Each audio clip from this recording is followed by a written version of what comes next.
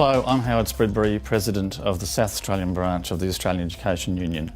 I'm here today with Vice Presidents Lara Golding and Dash Taylor-Johnson to share with you the report card that the AU has prepared in response to the positions on public education as provided by the parties who want to form part of the next South Australian Government after March 17.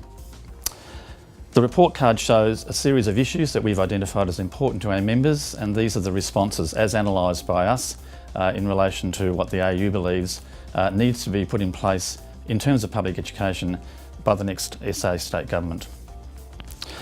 Of major concern to the AU is the position adopted by Nick Xenophon in relation to his responses to the questions put to him.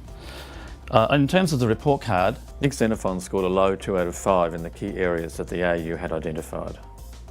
However, when it comes to keeping promises and commitments that Nick Xenophon makes in relation to education, he scores a 0.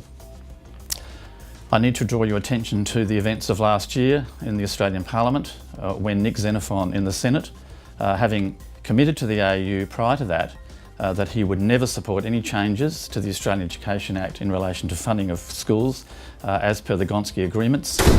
He voted with the Turnbull government to amend the legislation, which has seen a reduction in funding to schools in South Australia of $210 million over the next 2 years.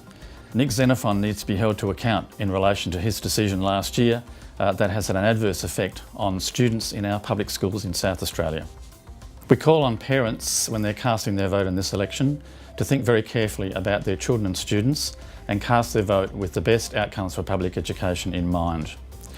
Go to the AU website where you'll see a full and comprehensive analysis of the positions of the parties in terms of this report card.